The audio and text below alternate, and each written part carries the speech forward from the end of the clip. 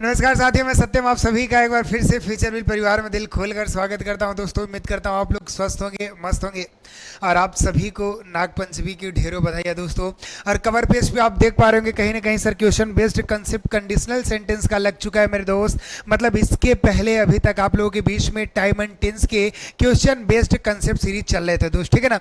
लेकिन आप देखिएगा आज के सेशन में सीरीज 1 मतलब इसके पहले जो भी चीज़ें थी वो टाइम एंड टेंस से रिलेटेड थे। और मैंने आपसे वादा किया था कि कहीं ना कहीं टाइम एंड टेंस के साथ कंडीशनल सेंटेंसेस के भी क्वेश्चन पूछे जाते हैं, वो टाइम एंड टेंस में ऐड होता है। मैंने बोला था ना कि 80% ये दोनों मिला के बनाते हैं और 20% कहीं ना कहीं वर्ब को भी इसी में ऐड कर दिया जाता है, ठीक है ना। तो मैंने बोला था एक टॉपिक स्टार्ट होगा बेटा तो एकदम बोला डीप में सारी चीजें सब कुछ उसमें पढ़ने का प्रयास करेंगे, ठीक है ना।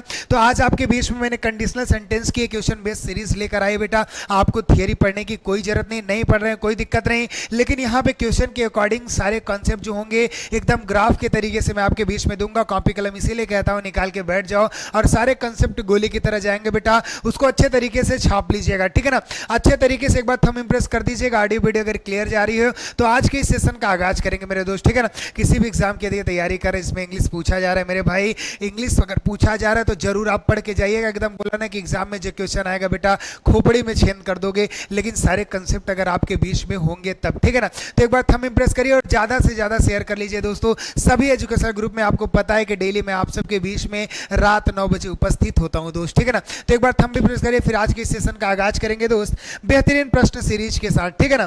तो चलिए स्टार्ट कर रहे हैं। देखेंगे आप क्वेश्चन बेस्ड कंसेप्ट की अगली सीरीज आपके बीच में लग चुकी है दोस्त, ठीक है ना। आपकी स्क्रीन पे पहला क्वेश्चन बेस्ड कंसेप्ट का ये कहीं ना कहीं कंडीशनल सेंटेंसेस से मैच करेगा बेटा, कंडीशनल सेंटेंसेस से रिलेटेड होंगे। क्वेश्चन नंबर फर्स्ट क्या लिखा है कि इफ आई, उसके बाद आपको क्या करना है, फिल करना होगा a big prize in a lottery. आगे बोला I shall give up my job. एक चीज मैं बताऊं आपको, मैंने बोला था ना कि अभी टाइम एंड टेंस में आपने देखा कि सीरीज 1 मतलब लेवल 1 पहले मैंने कराया, फिर लेवल 2 करा, फिर लेवल 3 करा, फिर लेवल 4 पे जाके वो सीरीज मैंने खत्म की, ठीक है ना। तो आज कहीं ना कहीं कंडीशनल का अगर लेवल है ना मेरे भाई तो एकदम चिरपुटिया टाइप के क्वेश्चन मिलेंगे, लेकिन कॉन्सेप्ट भरपूर मिलेगा भाई। लेवल 2 जैसे ही आएगा उससे थोड़ा ऊपर का लेवल होगा, फिर लेवल 3 कराऊंगा मेरे भाई। मतलब आपके क्या होंगे, फिल इन द ब्लैंक्स भी होंगे, स्पॉट द एरर भी होंगे, सेंटेंस इंप्रूवमेंट भी होंगे, सारी चीजें, कुछ छूटने वाला नहीं है। तो सबसे पहले हम आपको चीज बताते हैं मेरे भाई कि कंडीशनल सेंटेंस रियल में है क्या, उसको समझने का जरा प्रयास करिए। अगर मैं बात कर दिया सर कंडीशनल सेंटेंस अगर मैं पढ़ूंगा तो कंडीशनल मतलब कंडीशन से रिलेटेड होगा भाई, कंडीशन से ही बना ना। कंडीशन क्या होता है, कंडीशन मतलब सर होता है शर्त। क्या होता है बेटा, शर्त होता है। अब देखिए ये रिलेट क्या करेगा सर, इसमें प्रश्न रियल में बना कैसे होगा और यहां से रिलेटेड प्रश्न किस टाइप के होते हैं और एग्जाम में कैसे प्रश्न मिलेंगे वो चीजें मैं बताऊंगा भाई। प्रश्न तो लेकर आए हूं, सीरीज आपके बीच में है, लेकिन एक चीज मैं बता दूं, यहां पहले आप कंडीशनल मतलब तो समझ लीजिए एक बार। रियल में कंडीशनल हम पढ़ते क्या हो, ये क्या मुद्दा होता है, तो जरा ध्यान दीजिएगा। अगर मैं कह दूं यहां पे मैंने लिखा एक्शन और यहां पे मैं लिख देता हूं एक्शन, ठीक है ना। समझने का थोड़ा अंदाज अलग है, अच्छे तरीके से समझिएगा। बोला 2 एक्शन है सर, ये भी हमारा एक्शन हो गया और ये भी हमारा क्या हो गया, एक्शन हो गया। मैं अगर इसको बोल देता हूं, नाम रख देता हूं एक्शन नंबर फर्स्ट है और ये एक्शन नंबर सेकंड है। अब बोला सर ये क्यों बता रहे भाई, एक्शन तो मैंने पहले ही कह दिया था टाइम एंड टेंस का सोल है भाई, तो इससे रिलेटेड तो ये भी है। तो action is the soul of time and tense और ये भी कहीं ना कहीं रिलेटेड हमारा कंडीशनल से होगा। बोला एक एक्शन एक्शन नंबर फर्स्ट हो गया, दूसरा एक्शन नंबर सेकंड हो गया। जब कभी भी एक्शन नंबर फर्स्ट का होना सेकंड पे निर्भर हो या एक्शन नंबर सेकंड का होना फर्स्ट पे निर्भर हो, मतलब बिना इसके ये नहीं होगा, बिना इसके ये नहीं होगा। मतलब समझ रहे हो, अगर मैंने बोला तुम मुझे पैसे दोगे तो मैं तुम्हें पेन दूंगा, आपका पेन पाना किस पे डिपेंड है, आपके पैसे देने पे डिपेंड है। बात समझ रहे हो। मैंने बोला यदि तुम यहां आओगे तो मैं तुम्हें पढ़ाऊंगा, मैंने क्या बोला, यदि तुम यहां आओगे तो मैं तुम्हें पढ़ाऊंगा। मतलब आपका पढ़ना किस पे डिपेंड है, आपको यहां पर आना। मतलब पहला एक्शन क्या हो गया कि आपको यहां आना पड़ेगा, फिर शर्त है कि मैं आपको पढ़ाऊंगा। बात समझ रहे हैं। मतलब एक्शन 2 का एक्शन 1 पे डिपेंड होना, मतलब एक एक्शन कहीं दूसरे एक्शन पे डिपेंड होंगी बेटा, ये कहीं ना कहीं कंडीशन को शो करेंगी, शर्त को शो करेंगी। आइए प्रश्न के अकॉर्डिंग समझने का प्रयास करेंगे, ठीक है ना। और यहां पे एक चीज मैं आपको बता दूं, हमारे क्लास होंगे 2 क्लास, जैसे सीधा सीधा आपको मैं समझाना चाहूं, आपके इफ क्लास होंगे बेटा और एक क्या होगा आपका, एक होगा आपका मेन क्लास। क्या होगा, मेन क्लास होगा, ठीक है ना। हमारे साथ नोट करते जाइए बेटा, बहुत ही मजा आएगा आपको, ठीक है ना। ज्यादा लिखने की जरूरत नहीं, कंडीशन कंडीशन सारे ग्राफ आपके बीच में हो जाएंगे। बोला एक इफ क्लास होगा, ये दूसरा मेन क्लास होगा। मतलब जब हम बोल रहे हैं यदि तुम यहां आओगे तो मैं तुम्हें पढ़ाऊंगा, तो कहीं ना कहीं दो क्लास में बातें कही जा रही है। यदि तुम यहां आओगे एक हो गया, फिर मैं तुम्हें पढ़ाऊंगा ये दूसरा हो गया। तो यदि तुम यहां आओगे ये हमारे इफ क्लास की बातें हो जाएंगी बेटा, और ये हमारा क्या हो जाएगा, मेन क्लास हो जाएगा। क्या हो जाएगा, मेन क्लास हो गया। अब यहां से रिलेटेड मतलब दो क्लास आपको मिलनी है। और एक चीज मैं बता दूं, अगर जिनको, फिर से मैं नोट कर देता हूं, छाप दीजिएगा, क्लास और सेंटेंस, क्या बोला, क्लास और सेंटेंस, मैं दो चीज लिख रहा हूं।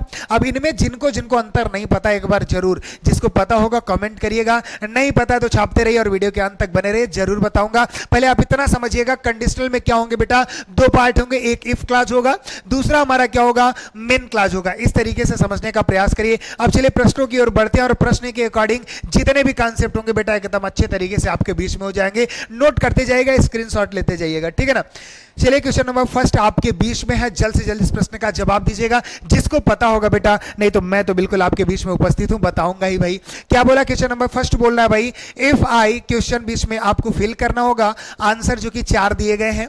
आगे बोला a big prize in lottery, आगे बोला I shall give up my job. एक चीज बताऊं, अब देखो यहाँ पे कॉमा लग गया, मतलब ये कहीं ना कहीं हमारा कौन सा क्लास है, इफ क्लास है, और ये I shall give up my job ये हमारा कौन सा है, अच्छे तरीके से समझ जाए, ये हमारा जो क्लास होगा मेन क्लास होगा। एक चीज और मैं आपको बताना चाहूंगा, बच्चे यहाँ क्या सोच देंगे, जैसे इसी प्रश्न के अकॉर्डिंग बोलूं कि इफ आई, अगर मैं बोला कि मैं इसमें बिग प्राइज अगर जीत जाता हूं इस लॉटरी में, तो क्या करूंगा, जीत जाऊंगा तो मैं अपना काम छोड़ दूंगा, अपनी नौकरी छोड़ दूंगा, गिव अप माई जॉब, अपनी जॉब छोड़ दूंगा। ऐसे ऐसे नॉर्मल आपको समझना है। जैसे एक चीज मैं बताऊं, यदि मैं यहां आऊंगा तो तुम्हारी मदद करूंगा, और बच्चे बीच में क्या मिल रहा है, गा गी गे मिल रहा है ना, यदि मैं यहां आऊंगा, if I will come here, बच्चे क्या बोल देते हैं, यदि मैं यहां आऊंगा तो तुम्हारी मदद करूंगा, आई विल हेल्प यू, ठीक है ना। तो एक चीज बताऊं, आपको समझ रहा है कि सर गा गी गे तो आ रहा है, विल लगा देंगे, बस यही तो कंडीशनल में आपको समझने की जरूरत होती है कि प्रेजेंट कंडीशन, पास्ट कंडीशन या कंडीशनल सेंटेंस के जितने भी मैनर है किस तरीके से काम करते हैं वो समझने की आपको जरूरत है, ठीक है ना। अगर मैं कह दूं बच्चा, यहां पे क्या बोला, इफ आई, अगर बोला कि मैं एक बड़ी प्राइस लॉटरी में जीत जाता हूं, I shall give up my job, तो अपनी मैं जॉब क्या कर दूंगा, छोड़ दूंगा। यदि मैं जीत जाऊंगा तो अपनी जॉब छोड़ दूंगा। बच्चे तुरंत बोलेंगे सर इफ आई, उसके बाद तुरंत विल बिन, क्या कर देंगे, will win a big prize, यदि मैं बड़ी प्राइस जीतूंगा लॉटरी में तो अपनी जॉब छोड़ दूंगा। और अगर ये हिंदी वाले से बना है बेटा तो पहले ही गलत हो गया। क्या हो गया, गलत हो गया। अब फॉर्म क्या होता है वो मैं समझाने का प्रयास कर रहा हूं। जरा क्वेश्चन नंबर फर्स्ट आपके पहले कॉन्सेप्ट की ओर चलते हैं, ठीक है ना। प्रेजेंट की कंडीशन, किसकी, प्रेजेंट की कंडीशन, हेडिंग कर लीजिएगा बेटा, प्रेजेंट की कंडीशन का चर्चा करेंगे बेटा। अगर मैं आपको बोलूं कि इफ क्लास में, सबसे पहले यहां इफ क्लास हेडिंग करिएगा, क्या, अगर यहां देखिएगा इफ क्लास हेडिंग करिएगा, और इधर मैं बात कर लेता हूं मेन क्लास। अभी मैंने आपको क्वेश्चन में दिखाया कि दो क्लास थे बेटा, उन्हीं के बीच में प्रश्न बना था। अब बोला एक साइड इफ क्लास हो गया, दूसरी साइड मेन क्लास हो गया। अगर प्रेजेंट के कंडीशन की बात करेंगे, इफ के साथ क्या होगा, इफ के साथ मेरे भाई सिंपल प्रेजेंट होना है, सिंपल प्रेजेंट होना है। और आपके मेन क्लास में क्या होगा बच्चा, मेन क्लास में आपके साथ सिंपल फ्यूचर होगा। क्या होगा, सिंपल फ्यूचर होगा। इस बात को अच्छे तरीके से नोट करिए, ठीक है ना, स्क्रीनशॉट ले लीजिए। सर कहने का मतलब इफ क्लास में सिंपल प्रेजेंट होगा, सिंपल प्रेजेंट कहने का मतलब क्या होगा बच्चा, इफ के साथ या तो B1 लगेगा या तो B5 लगेगा। फिर आपके मेन क्लास में क्या होगा, सब्जेक्ट के साथ बेटा सिंपल फ्यूचर या तो विल लगाओगे या तो सेल लगाओगे बेटा। उसके बाद आपकी जो भी चीजें होंगी अदर वर्ड। समझ गए कि नहीं, इस ग्राफ को अच्छे तरीके से नोट कर लीजिए। ये सिंपल के कंडीशन की बात कर रहा हूं, किसकी बात कर रहा हूं बेटा, सिंपल के कंडीशन मतलब प्रेजेंट के कंडीशन की बात कर रहा हूं। अब एक चीज बताऊं, आपको समझना है कि सबसे पहला कॉन्सेप्ट कि इफ क्लास में सिंपल प्रेजेंट में क्या होगा, B1 या B5 आएगा। और मेन क्लास की तरफ अगर चले गए तो आपको विल या सेल लगाना होगा। यहां से एक कॉन्सेप्ट दिमाग में रखो कि पूछा क्या जाएगा। अगर आपको कभी भी इफ क्लास में B1 या B5 दिख जाए, ध्यान से समझना, अगर आपको इफ क्लास में B1 या B5 दिख जाए या इफ क्लास सिंपल प्रेजेंट का दिख जाए तो मेन क्लास में विल और सेल के अलावा कुछ नहीं लगा सकते, दिमाग में डाल लेना, ठीक है ना। और या कभी भी मेन क्लास में देख के इफ से पूछ लेगा, मेन क्लास में अगर विल और सेल दिख गया तो इफ क्लास में क्या आएगा बता दो। इफ क्लास में केवल सिंपल प्रेजेंट आएगा जो कि सर B1 या B5 आएगा और कुछ नहीं आएगा। या तो इधर वाला पूछ सकता है या तो इधर वाला पूछ सकता है। ये दिखा तो ये लगेगा, ये दिखा तो ये लगेगा। अब इतना समझ लो सिंपल प्रेजेंट के नेचर में मैं बात बता रहा हूं, ठीक है ना। दूसरा इसी के साथ नोट कर लेना, अगर आपको कभी भी बच्चा, अगर आपको इफ दिख गया, अगर आपको एज इफ दिख गया, अगर आपको व्हेन दिख गया, अगर आपको कभी भी आफ्टर दिख गया, अगर आपको बिफोर दिख गया, लिखते जाइए हमारे साथ, अगर आपको प्रोवाइडेड दिखा, क्या दिख गया, प्रोवाइडेड दिख गया, अगर आपको इन केस दिख गया, क्या दिख गया, इन केस दिख गया, ये चीजें अगर आपको दिखते बेटा आंख बंद करना और बोल देना कि इनके साथ कभी भी विल और सेल का प्रयोग हो ही नहीं सकता। क्या बोला? अगर ये चीजें आपको दिख गई, अब ये तो इफ क्लास ही है, क्या ये तो इफ क्लास है ना भाई, if as if when after before provided that in case, ये तो हमारा इफ क्लास है ना। अब कॉन्सेप्ट क्या कर रहा है, खोपड़ी में डाल लो, स्क्रीनशॉट करो कि इनके साथ कभी भी विल और सेल का प्रयोग नहीं कर सकते। मतलब एक कॉन्सेप्ट आपके बीच में और आ गया कि इफ क्लास कभी भी विल और सेल नहीं लेता, इस बात की गारंटी है, दिमाग में डाल लेना, ठीक है ना। पहले नोट करो कि if as if when after before provided that in case, अगर ये चीजें दिखी तो इनके साथ कभी भी विल और सेल का प्रयोग नहीं करेंगे, दिमाग में आया। और ये जो चीजें दिख रही हैं बेटा, ये इफ क्लास ही तो है, इफ एज इफ, ये चीजें क्या है, इफ क्लास में ही आएंगी। जरा प्रश्न में आना, ये कॉन्सेप्ट तो आप समझ ही गए हो बेटा। प्रश्न में आते हैं तो इफ आई, अब इफ दिख गया, क्या दिख गया बच्चा, इफ दिख गया, तो मतलब आपको मैंने पहले ही बताया था, अगर इफ दिखा तो इनके साथ कभी भी विल और सेल नहीं आ सकता, मतलब डी ऑप्शन तो ऐसे ही गलत हो गया। अब बोला कि इधर देखने का प्रयास करेंगे, इधर ये हमारा क्या है, ये हमारा इफ क्लास हो जाएगा, और ये जो पार्ट होगा ये हमारा मेन क्लास हो जाएगा बच्चा। क्या हो जाएगा, ये हमारा मेन क्लास हो जाएगा। इतनी बातें तो समझ गए हो। अब मैंने बोला कि इफ क्लास में अगर बोल लिया, ऑप्शन पूछ लिया, तो मेन क्लास के अकॉर्डिंग देख लेना, और अगर इफ में दिया है तो मेन में करोगे तो इफ देख के मेन का कर देना। अगर मेन क्लास में सेल और विल लगा है, मतलब विल और सेल अगर मेन क्लास में आता है, आप मुझे बताना, विल और सेल मैंने बताया था अगर मेन क्लास में आ गया तो इफ क्लास में क्या आएगा, या तो B1 आ सकता है या तो B5 आ सकता है, इसके अलावा कुछ भी नहीं आ सकता, दिमाग में डाल लेना। बोलो कितना चिरपुटिया सोल्यूशन था मेरे भाई, कितना चिरपुटिया सोल्यूशन है। अब बताओ आई है तो आई के अकॉर्डिंग B5 तो लगाओगे नहीं, आई के अकॉर्डिंग B1 लगाओगे, जो कि B1 हमारा क्या है, पहले पार्ट में ए ऑप्शन में है। ये भी गलत, ये भी गलत। बताओ कॉन्सेप्ट समझ रहे हो कि नहीं बेटा। इतना चिरपुटिया सॉल्यूशन कहीं नहीं पाओगे, पूरे YouTube की बात कर रहा हूं, कहीं भी ऑनलाइन क्लास में ही बोला ना, बातें जरूर करता हूं मेरे दोस्त, बात बनाता नहीं, बात सही लगे तो समर्थन करना, आपको सिर्फ कॉन्सेप्ट देने की मेरी जिम्मेदारी। मैंने क्या बोला कि अगर दो चीजें कंडीशन में ऐसे प्रश्न पूछेगा, इफ क्लास को अलग करके मेन क्लास को अलग करके, अगर इफ क्लास में पूछा तो मेन क्लास का सहारा लेकर हल करना, अगर मेन क्लास का पूछा तो इफ क्लास का सहारा लेना, इफ क्लास का पूछा तो मेन क्लास का सहारा लेना, बस इधर इधर तो करना है। समझ गए कि नहीं। चलिए अगले प्रश्न में ले चलते हैं आपको। अगला प्रश्न बेहतरीन तरीके से आपके बीच में सारे कॉन्सेप्ट नोट करते जाइएगा, ठीक है ना। अगला प्रश्न आपके बीच में जल्द से जल्द इस प्रश्न का जवाब दीजिएगा, जल्द से जल्द क्वेश्चन नंबर 2 जवाब दीजिएगा। बोला कि I want drink water if I, अब देखो ये बोला कि अब एक चीज और बता दूं, जरूरी नहीं कि सबसे पहले इफ क्लास ही लिखा हो, जरूरी नहीं कि सबसे पहले इफ क्लास लगाओ, सबसे पहले मेन क्लास भी लिख सकते हैं, इधर भी इफ क्लास होगा। इफ क्लास समझोगे कैसे, अगर इफ लगा हो, एज इफ लगा हो, वेल लगा हो, मैंने उधर लिखा ना, प्रोवाइडेड लिखा हो, इन केस लिखा हो, आफ्टर लिखा हो, बिफोर लिखा हो, ये चीजें लगेंगी तो ये इफ क्लास है, ठीक है ना। और डायरेक्ट सब्जेक्ट से स्टार्ट है तो हमारा मेन क्लास है, इतना तो पता ही होगा बेटा। देखना आई वांट ड्रिंक वाटर, अब ये डायरेक्ट सब्जेक्ट से स्टार्ट है तो ये हमारा क्या होगा, ये हमारा मेन क्लास है। क्या है, इसको आप समझिएगा मेन क्लास। प्रश्न सही करने का तरीका मैं तुमको बता रहा हूं बेटा। अब यहां इफ लग गया, क्या लग गया, तो ये हमारा क्या है, आप पहले ही जान रहे सर, ये कहीं ना कहीं हमारे इफ क्लास के पार्ट हो गए। अब आपको बताना क्या है, अब बच्चे सोच रहे होंगे सर ये कहीं ना कहीं वांट मतलब विल नॉट होता है, क्या होता है, वांट मतलब विल नॉट होता है। सर पुराना जो रूल्स था वो कहीं ना कहीं यहाँ पे खत्म होता नजर आ रहा है भाई। मैंने बोला ना सत्यम सर का कॉन्सेप्ट कभी खत्म हो ही नहीं सकता, बस समझने की थोड़ी आप चेष्टा रखोगे किस लेवल पे आप समझ पा रहे हो। बोला यहाँ पे सर मेन क्लास में हमारा विल सेल आ गया, तो इधर आपने क्या बोला था, B1 और B5 आना चाहिए था, वो हमारा रूल था। और इस प्रश्न में देखे तो B1 और B5 कहीं लगा ही नहीं है। अब आप क्या करना चाहेंगे, इस बात को समझना है। तो एक चीज मैं बता दूं आपको, पहले ही मैंने बताया है कि एक कॉन्सेप्ट आपके बीच में रखिएगा। अगर इस सेंटेंस में कभी भी आई विश आ गए, क्या बेटा, आई विश आ गया, अगर इस सेंटेंस में कभी भी आल्दो आ गया, अगर सेंटेंस में कभी भी एज इफ आ गया, क्या आ गया बच्चा, अगर सेंटेंस में कभी भी एज इफ आ गया, सेंटेंस में कभी भी इन केस आ गया, ठीक है ना। सेंटेंस कभी भी अगर वुड दैट से स्टार्ट है तो समझ लीजिएगा ये चीजें जो होंगी बेटा वो अपने साथ कभी भी वाज का प्रयोग नहीं लेंगी। क्या नहीं लेंगी, वाज का प्रयोग नहीं लेंगी। अब यहां मैं समझाना आपको क्या चाहता हूं जानते हैं, कि कभी आपको मैंने बताया था ना कि आई अपने साथ वर क्यों लेता है, क्या बोला था, आई अपने साथ वर क्यों लेता है। मैंने पर्सन में अच्छे तरीके से बताया है कि भाई कभी कभी आई के साथ आप हैव लगाते हो, मतलब प्लूरल लगाते हो, तो आई के साथ आपको क्या करना था, वर लगाना चाहिए था। लेकिन जब हम टेंस पढ़ते हैं बेटा, तो आई के साथ कभी कभी आप देखते होगे ना वाज लगता है। क्या होता है इसके पीछे का रीजन, जाके प्लेलिस्ट में देखना, पर्सन को एकदम बेटा अलग तरीके से बताया हूं। और अगर नहीं समझ में आया तो पेन नहीं उठाऊंगा, वादा करता हूं, क्योंकि सबसे अलग तरीके से पर्सन बताने का काम क्यों बेटा, सारे फॉर्म बताया पर्सन के, कितने फॉर्म बनते हैं, सीधा रटना आपको बिल्कुल नहीं, उतना नहीं समझ सकते कि फर्स्ट पर्सन आई भी होता है, सेकंड पर्सन यू होता है, सबके फॉर्म होते हैं बेटा, हर एक पर्सन के नंबर होते हैं, वो चीजें जाके आप जरूर देख लीजिएगा, ठीक है ना। तो यहां मैं आपको एक चीज बताऊं, जैसे कोई चीजें मैं सपोज करता हूं, यहां सपोज भी लिख लेना बेटा, क्या लिख लेना, यहां सपोज भी लिख लेना। अगर कोई चीजें मैं सपोज करता हूं मतलब मानता हूं, क्या करता हूं, मतलब अगर मान लिया तो नॉट रियल, वो रियल मुद्दा नहीं है। अगर रियल नहीं है बेटा, तो आई के साथ आप क्या करोगे, आई के साथ वर लगाने का प्रयास करेंगे, ठीक है ना। और जो टेंस में चीजें बोलते हैं वो रियल होता है, मैं पढ़ रहा था तो रियल बात है, आई वाज रीडिंग बोल दिया।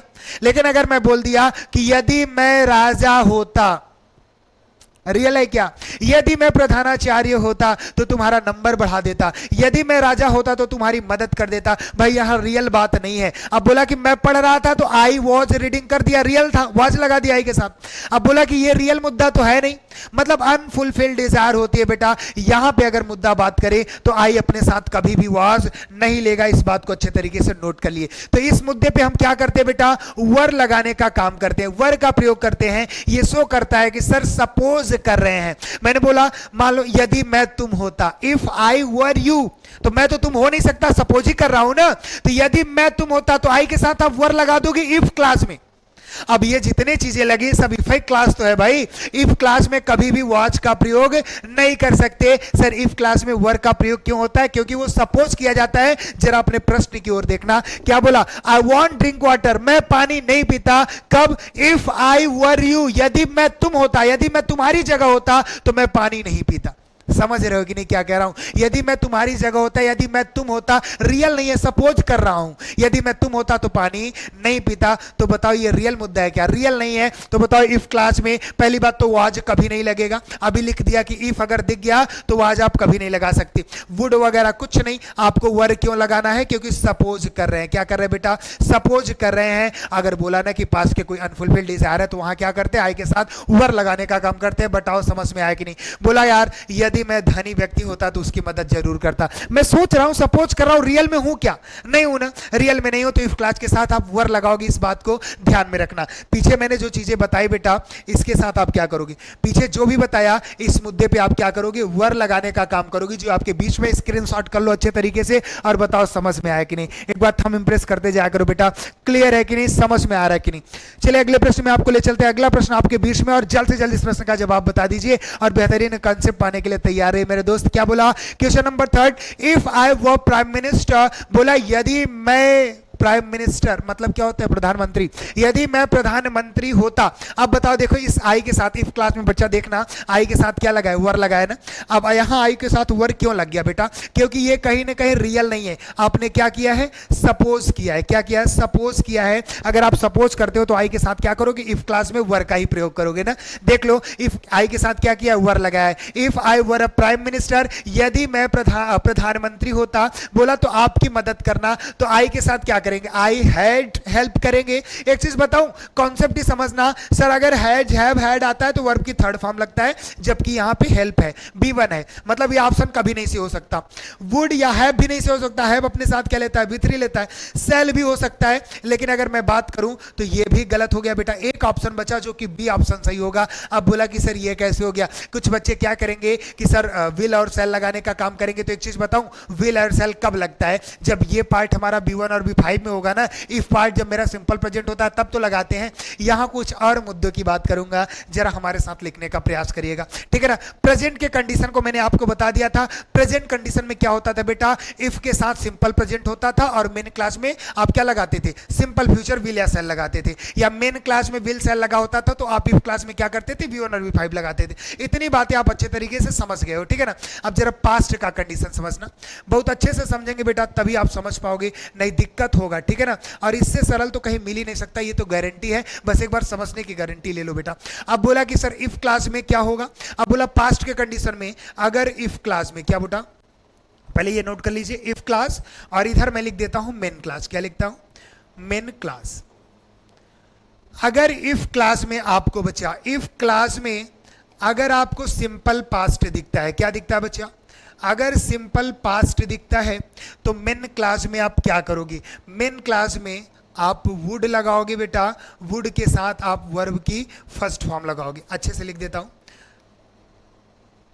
वुड लगाओगे और इसके साथ वर्ब की फर्स्ट फॉर्म। पहला कॉन्सेप्ट क्लियर है कि अगर आपको कभी भी पास्ट के कंडीशन में इफ क्लास में बेटा सिंपल पास्ट दिखता है, इफ के साथ सिंपल पास्ट, मेन क्लास में वुड प्लस B1 होगा। अब सिंपल पास्ट कहने का मतलब क्या होगा बेटा, या तो इफ के साथ आपको पता है कि सर वाज तो लगा ही नहीं सकते, मतलब वाज तो हटा ही दे, क्लियर है। मतलब क्या लग सकता है सर, सिंपल पास्ट में वर आ सकता है बेटा, या तो आपका क्या सकता है V2 डायरेक्ट आ सकता है, ठीक है ना। यही तो होगा ना सब्जेक्ट के साथ, इफ क्लास के साथ, मतलब इफ के साथ या तो वर आएगा बच्चा या तो V2 डायरेक्ट आएगा, यही हो सकता है। तो आप बताइए मेन क्लास में आपका क्या होगा, मेन क्लास में सब्जेक्ट, सब्जेक्ट के साथ बेटा वुड हो जाएगा, वुड के साथ V1 हो जाएगा। ये चीजें आपको अच्छे तरीके से समझ में आ गई कि नहीं बेटा। लेकिन इतना ही सीमित नहीं होता बेटा, और कुछ इसमें होता है। अगर मैं कह दूं इफ क्लास में, दूसरा कॉन्सेप्ट पास्ट के कंडीशन में ही बता देता हूं, अगर इफ के साथ दो कंडीशन बनती है, ठीक है ना। इसको जरा अगले पेज पे बताता हूं, यहां क्लियर नहीं हो पाएगा। पहले आप बताइए यहां तक की बातें सही हो गई कि नहीं, समझ में आया कि नहीं, पहला कॉन्सेप्ट क्लियर है कि नहीं। अगर इफ क्लास में इफ के साथ सिंपल पास्ट, सिंपल पास्ट में क्या आ सकता है, वाज तो आएगा नहीं, इफ के साथ मैंने पहले ही बता दिया, वर आ सकता है या तो V2 आ सकता है। तो मेन क्लास में आपका क्या होगा सर, वुड के साथ V1 लगा देंगे। जरा प्रश्न में आइए और इसको फोड़ दो, फिर आगे चलो। देखो बेटा इफ के साथ, ये इफ क्लास है हमारा, यहां तक क्या है, इफ क्लास है। और इस इफ क्लास में आप मुझे बता दीजिए, इफ क्लास में बताइएगा कि आपके साथ क्या दिखा है। इफ के साथ आपको क्या मिला है सर, वर मिला है। क्या मिला है, वर मिला है। तो आगे आपको क्या करना था, आगे आपको वुड के साथ V1 लगाना था, जो कि हेल्प आपका V1 लगाइए, आगे आप वुड लगा दीजिए। क्या लगा दीजिए, वुड लगाइए, आंख बंद करिए, आगे बढ़िए, प्रश्न सही है। सिर्फ इतना कॉन्सेप्ट आपके बीच में होना चाहिए था, जो कि सर बी पार्ट में है। बताओ मजा आ रहा है कि नहीं यार, क्लियर हो कि नहीं, समझ पा रहे हो कि नहीं। एक चीज और बताने का प्रयास करते हैं, ये तो आपको इफ क्लास में, यहां जो आपने देखा ये इफ क्लास के पास्ट कंडीशन का पहला पॉइंट था, ठीक है ना। अगला पॉइंट भी आपके बीच में मैं लिख देता हूं, जरा ध्यान दीजिएगा, उसको भी नोट करते जाइए इसी के साथ, ठीक है ना। सब एक ही साथ लिखता हूं। अगर मैं इफ क्लास की बात कर दिया बच्चा, इफ क्लास की बात किया, और यहां जो बात करूंगा वो किसकी करूंगा बेटा, मेन क्लास की बात करूंगा, ठीक है ना। अगर मैंने आपको कहा कि अगर इफ क्लास में बेटा, इफ क्लास में सब्जेक्ट के साथ या तो वर आता है या तो V2 आता है, तो मेन क्लास में आप क्या करते हो, मेन क्लास में सर आप क्या करते हो, एक मिनट थोड़ा पेन बदल लेते हैं। मेन क्लास में आप क्या करते हो,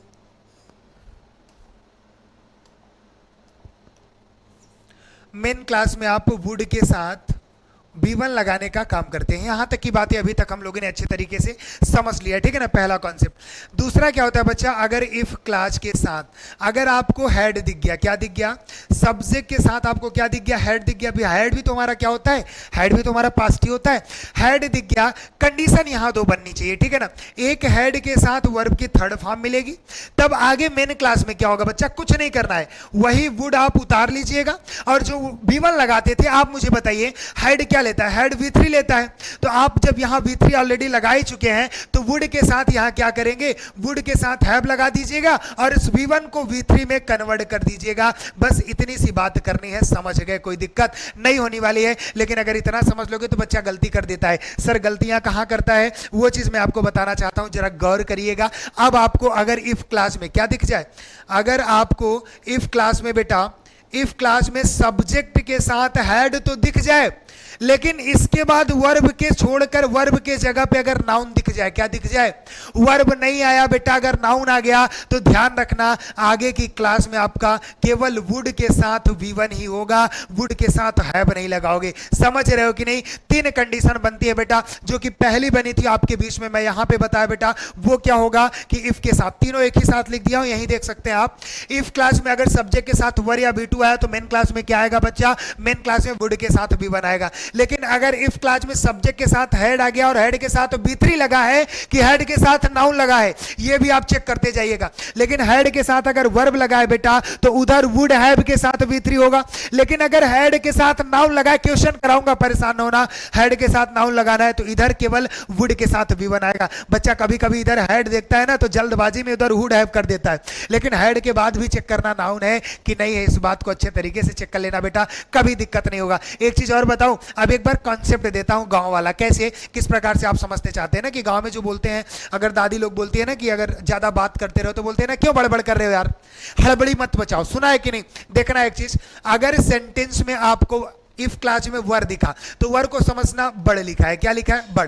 तो इधर वुड लिखा है तो वुड को आप समझना बेटा बड़ लिखा है ना। मतलब क्यों बड़बड़ कर रहे हो? बड़बड़ कहने का मतलब बड़ भाई, बड़बड़ कहने का मतलब सर एक इधर अगर वर आया, क्या आया? इधर वर आया तो इधर वुड आएगा। समझ जाओगे कि नहीं बताओ? ऐसे समझना, क्यों बड़बड़ कर रहे हो? इधर इफ क्लास में वर आया तो उधर क्या आएगा बेटा? वुड आएगा। अब बोला हड़बड़ी मत मचाओ, क्यों हड़बड़ कर रहे हो? क्या बेटा? अगर हड़बड़ की बात कर दिया तो आप इससे भी समझ सकते हो, इस क्लास में अगर हेड आया तो इस क्लास में क्या आएगा? वुड आएगा। मतलब बड़बड़ और हड़बड़ से आप समझ सकते हो सर, ये कॉन्सेप्ट आपके बीच में रहेगा कि नहीं? बताओ मजा आएगा कि नहीं? एक बार थंब इंप्रेस करते जाना। और इस प्रश्न में देखिएगा, ये प्रश्न तो आपका अच्छे तरीके से सॉल्व हो गया बेटा, इसमें कोई दिक्कत नहीं। चलिए आपको ले चलते हैं अगले प्रश्न में, और ये कॉन्सेप्ट नोट करते जाना बेटा, कहीं नहीं पाओगे, किसी किताब में नहीं पाओगे, और कोई टीचर आपको पढ़ाने वाला ही नहीं बेटा। मैंने बोला ना फ्यूचर बिल परिवार में सारी चीजें आपको बोला, जो भी चीज आपको कठिन लगेगा एक बार कमेंट करिएगा बेटा। अगर पर्टिकुलर वीडियो में दे दिया, पर्टिकुलर क्लास आपको मिल गई तो कभी दोबारा ये प्रश्न नहीं होगा कि सर ये टॉपिक कठिन लग रहा है बेटा, ठीक है ना। चलिए आपको ले चलते हैं अगले प्रश्न में, और अगला बेहतरीन प्रश्न आपके बीच में है, जल्द से जल्द इस प्रश्न का जवाब दीजिएगा। बोला if everyone gives us something. अब सीधा सीधा इफ क्लास में कॉन्सेप्ट सीख गए हो बेटा, दिक्कत किस बात की है? इफ क्लास में आपने देखा, इफ क्लास में एवरीवन मतलब सब्जेक्ट के साथ गिव्स मतलब B5 मिल गया, आंख बंद करो और बताओ मेन क्लास में आएगा। मेन क्लास में सर आंख बंद किए हैं और विल और शैली तो आएगा और कुछ नहीं हो सकता बेटा, कुछ मत करना। और एक चीज बताओ, देखो इसमें क्या विल सेल है क्या नहीं है, इसमें क्या विल सेल है क्या नहीं है, इसमें क्या विल सेल है क्या नहीं है। अरे यार इसमें बस है, इस तरीके से आप सॉल्व करोगे। प्रश्न मत पढ़ो, मैं फिर भी कह रहा हूं प्रश्न मत पढ़ो, अगर गलत हो गया तो बताना बेटा, कभी नहीं होगा। चलो एक बार देख भी लेते हैं। If everyone gives us something, या प्रत्येक लोग मुझे कुछ देते हैं, बोला कि वी शैल हैव इनफ, मेरे पास बहुत कुछ हो जाएगा बेटा, तो बताओ क्या लगाएंगे आप? वी शैल हैव लगाने का काम करेंगे। ये कॉन्सेप्ट रखो, प्रश्न में रुकोगी नहीं। कितना समय लगा बताओ? चलो आगे बढ़ते हैं। अगर मैं समझा के इतना समय ले रहा हूं तो आपको कभी दिक्कत ही नहीं होगी। अब देखो ये प्रश्न क्या पूछ रहा है, एकदम चिरपुटिया है साला। क्या बोला? बोला क्वेश्चन नंबर 5 आई विश। अब आई के साथ क्या बोला है? आई विश कहने का मतलब क्या? मैंने पहले ही बताया कि इफ क्लास है। क्या है बेटा? इफ क्लास है, और इनके साथ कभी भी वाज का प्रयोग नहीं करते, और इफ क्लास में अगर आए तो इनके साथ क्या करते हैं? वर का प्रयोग करते हैं, क्योंकि ये इफ क्लास का जो मैटर होता है बेटा वो सपोज का होता है। क्या होता है? सपोज का। बोल रहा है आई विश मतलब मैं, यदि मैं बोला कि मेरी इच्छा है, यदि मैं क्या होता? अमीर होता बेटा, तो आई वाज तो कभी नहीं लगाओगे बेटा, आई वुड तो लगाना नहीं बेटा, आई हैड बीन तो लगाना नहीं, आई के साथ क्या लगाओगे? आई वर रिच। मतलब वो बेटा सपोज कर रहा है, यदि मैं धनी होता, मेरी इच्छा है काश मैं, यहां आई विश कहने का मतलब काश के सेंस में होगा, काश मैं धनी होता, तो सपोज कर रहा है ना बेटा, रियल तो नहीं है ना। समझ गए कि नहीं? नॉट रियल के मुद्दे में बेटा क्या करोगे? आई के साथ वर लगाओगे। समझ गए कि नहीं भाई? पहला टॉपिक है, लेवल 1 है, एकदम छोटे मोटे बेहतरीन क्वेश्चन, लेकिन वादा करता हूं कॉन्सेप्ट बहुत जबरदस्त मिलेगा। चलो अगले प्रश्न में ले चलना है बेटा, कोई दिक्कत ही नहीं होगी। अगला प्रश्न आपके बीच में, और एक चीज बताऊं, देखना इस प्रश्न को बहुत मजा आएगा। बोला सर इफ क्लास है, देखो यहां तक क्या है बच्चा? यहां तक हमारा इफ क्लास है। क्या है? इफ क्लास है। और जितने बच्चे अभी तक कॉन्सेप्ट समझ गए हैं, अगर बेटा नहीं कर पाए ना तो हो ही नहीं सकता, मतलब मेरी बेइज्जती करवा दी है। ये इफ क्लास हो गया। अब इधर के क्लास में आ रहा है, ये हमारा मेन क्लास है। ये हमारा क्या बेटा? Main class. सॉल्व करने का तरीका बता रहा हूं। अगर मैंने बोला ना कि मेन क्लास दिया है तो इफ क्लास में पूछ लेगा, तो मेन क्लास को देखकर इफ क्लास फिल कर देना। इफ क्लास में फिल किया तो मेन क्लास में पूछेगा तो इफ क्लास देख के मेन क्लास फिल कर देना। अब इसमें दिया है मेन क्लास में सब्जेक्ट के साथ बेटा वुड के साथ, क्या दिया है? वुड के साथ अगर हैव दिया है बेटा, हैव के बाद वर्ब की थर्ड फॉर्म दिया है, तो आपको बताइए, मैंने बोला ना तो वुड हैव के साथ अगर वर्ब की थर्ड फॉर्म है मेन क्लास में, तो इफ क्लास में क्या आएगा भाई? इफ के साथ सब्जेक्ट होता था, उसके बाद हेड होता था, हेड के बाद वर्ब की थर्ड फॉर्म, मतलब हेड आना था। बताओ कोई दिक्कत है यार? कौन गलत करेगा इस प्रश्न को? कोई नहीं कर सकता। मतलब इज रनिंग भी गलत, ये भी गलत, ये भी गलत, जिसमें हेड दिखा ए पार्ट सही, कभी दिक्कत नहीं होगी बेटा। इतना आसान, इतना सरल तरीका नहीं मिलने वाला, बस कॉन्सेप्ट अच्छे से समझो, कभी दिक्कत नहीं होगी। चलिए आपको अगले प्रश्न में ले चलते हैं। अगला प्रश्न आप सबके बीच में, और इस प्रश्न का जरा समझदारी से जवाब देना, जल्दीबाजी में किया तो गलत हो जाएगा। बोला वेन एवर आई सा हिम, जब मैंने, वेन आई सा हिम, जब मैंने उसे देखा। अब बोला कि ही डाइड, क्या करना चाहते हो? ही डाइड करोगे कि डाइज करोगे, कि ही हैज डाइड करोगे कि हैड डाइड करोगे? एक चीज बताऊं, जब मैंने उसे देखा, सबसे पहले पहला कॉन्सेप्ट, जो चीजें एक बार बता दूं हर जगह लगेगा, तो वो भी देख लेना। B2 हमारा क्या है? ये हमारा पास्ट है। क्या है? पास्ट है। मतलब यहां जो चीजें होंगी बेटा, यहां जो फिल करोगे पास्ट का ही होगा। तो प्रेजेंट के जितने ऑप्शन है गलत कर दो भाई। डाइज तो प्रेजेंट ही होता है ना, B5 हमारा क्या होता है? B5 प्रेजेंट ही होता है। अब हैज डाइड भी प्रेजेंट होता है, मतलब दो आंसर पहले ही गलत हो गए। बचा सिर्फ दो ऑप्शन, हैड डाइड करोगे कि हैज डाइड करोगे? एक चीज बताऊं, अब आप बताइए मुझे। बोला जब मैंने, व्हेन आई सा हिम, जब मैंने उसे देखा, पास्ट की बात हो गई। क्या हो गई बेटा? ये पास्ट की बात हो गई। अब उसके पहले वो क्या हुआ था? वो मर चुका था।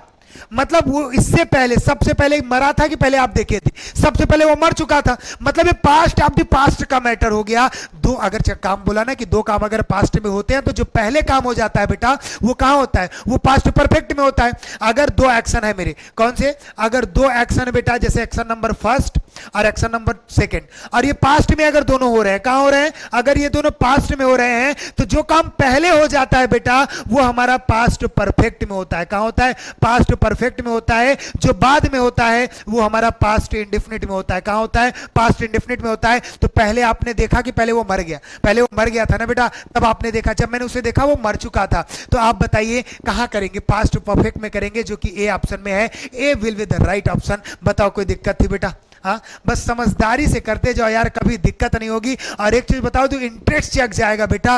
मैंने बोला ना कि ऐसे ऐसे बच्चे अंग्रेजी पढ़ाए बेटा, जो अंग्रेजी से बहुत दूर भागते थे, इंग्लिश से बहुत दूर भागते थे, कोसों दूर भागते थे। उसका कारण क्या है? अभी परेशान ना होना बेटा। अभी आपके बीच में थ्योरी, अगर किस टॉपिक ज्यादा कठिन लग रहा है बेटा, तो एक चीज मैं जानता हूं अच्छे तरीके से, जिन बच्चों की इंग्लिश कमजोर होती है, कहीं ना कहीं मैथ्स अच्छे लेवल की होती है बेटा। तो एक चीज मैं बताऊं, मैथ्स और रीजनिंग को ऐड करके अंग्रेजी सिखाने का काम करूंगा बेटा। पहली बार होगा, ये कहने का मतलब है।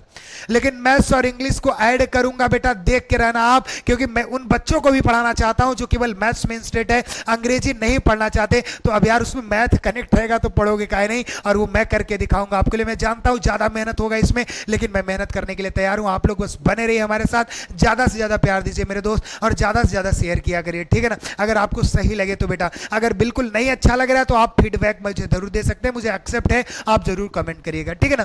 चलिए अगले प्रश्न में आपको ले चलते हैं। अगला प्रश्न आप सबके बीच में, और जल्द से जल्द इस प्रश्न का जवाब देना। क्या बोला? इफ क्लास में बोल रहा है कि इफ यू, आगे हिम बोल दिया, tell him to ring me up, ठीक है ना?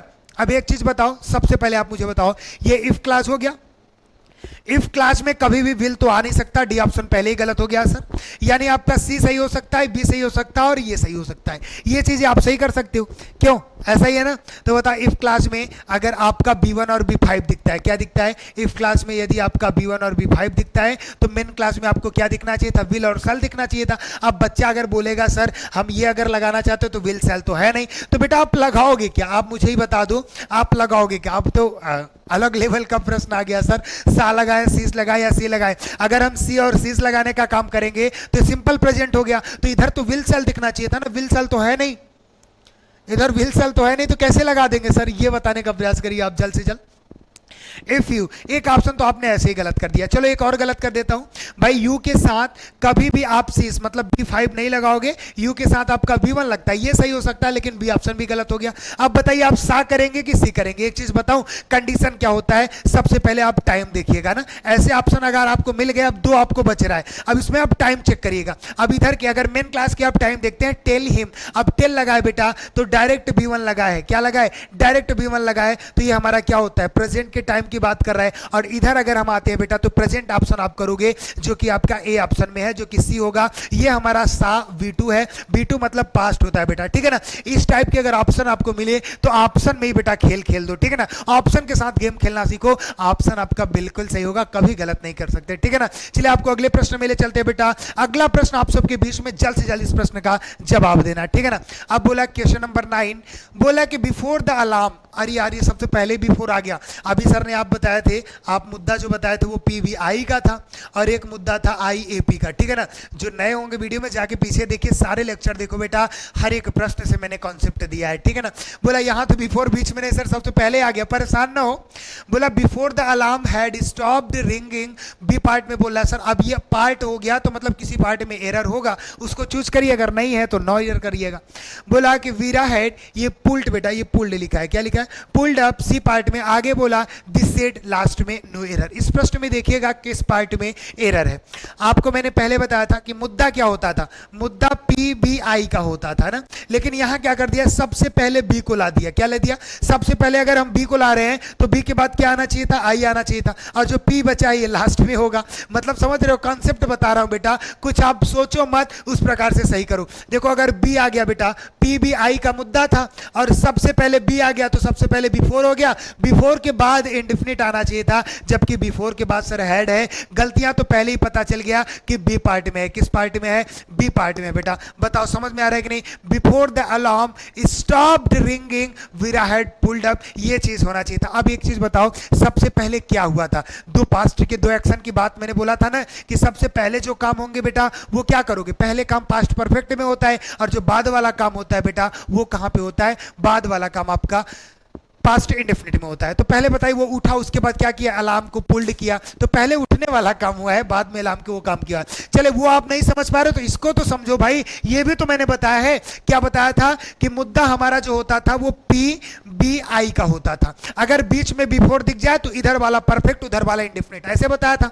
लेकिन सबसे पहले बी आ गया सर, तो बी के बाद तो आई ही आना था ना, बाद में जो छूटा है पी आना चाहिए था। तो देखो बी यहां लग गया, मतलब अगला पार्ट जो होगा वो आई का होगा, इंडेफिनिट का मतलब हेड नहीं होगा। बताओ समझ रहे हो कि नहीं भाई, एग्जाम एकदम फोड़ दोगे, कभी दिक्कत ही नहीं हो सकता। कुछ बच्चे ऐसे भी हो तो जिनको हिंदी नहीं समझ में आती, बताओ कुछ हिंदी समझने की जरूरत है क्या, हाँ हिंदी समझने की जरूरत थी, आंसर आप सही करोगे बेटा, पूरा वादा करता हूं, बस कॉन्सेप्ट रखते जाओ अपने बीच में। चलिए आज का ये आखिरी सवाल आप सबके बीच में है और कोई गलत नहीं करेगा इस प्रश्न को, ठीक है ना। बोला क्या, आई विश, आगे बोला ही सा यू, बी पार्ट में। आगे बोला when you hear, C part में। डी पार्ट में बोला living in England, D part. आगे बोला कि नो एरर। बताइएगा किस प्रश्न में गलत है, किस टॉपिक में गलत है, बताइएगा, फिर कॉन्सेप्ट लिखता हूं।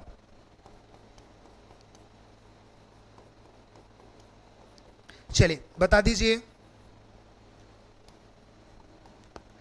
बताइएगा फिर मैं लिखता हूं।